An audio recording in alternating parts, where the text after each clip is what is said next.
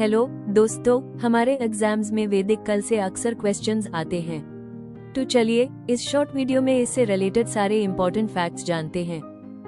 वैदिक काल का टाइम पीरियड 1500 BCE से 600 BCE तक का माना जाता है। इसे दो पार्ट्स में डिवाइड करते हैं। पहला है ऋग्वेदिक काल जो 1500 से 1000 BCE तक का है और दूसरा है उत्तर वैदिक काल जो 1000 से 600 BCE तक का है। इस काल के मेजर बुक्स ऋग्वेद, समवेद, यजुर्वेद और अथर्ववेद हैं और ऋग्वेद सबसे पुरानी बुक है।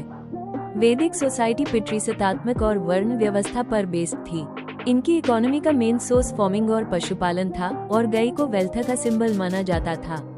यहाँ की मेन रिवर सरस्वती और सिंधु थी और सोसाइटी के इश्यूज डिस्कस करने के लिए सभा और समिति असेंबलीज होती थी।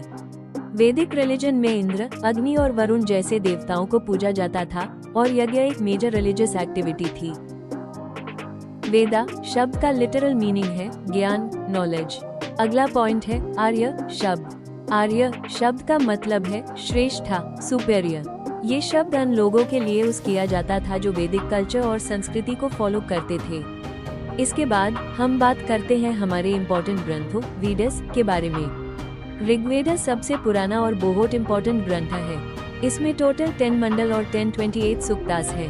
दूसरा वेदा है समावेद, इसमें गीत, संगीत और मंत्र का संग्रह है। इसके बाद आता है यजुर्वेद जिसमें हमारे कर्मकांड यानी रिचुअल मेथड से रिलेटेड मंत्र है। लास्ट है अथर्ववेदा जिसमें जादू, टोना, मेडिसिन और डिजीज से रिलेटेड नॉलेज है।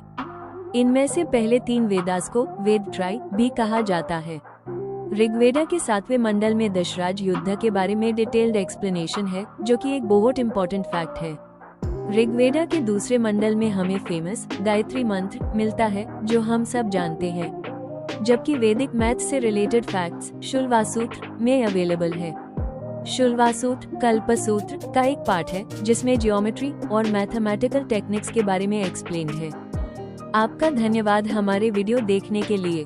हमें उम्मीद है कि ये इन्फॉर्मेटिव रही होगी।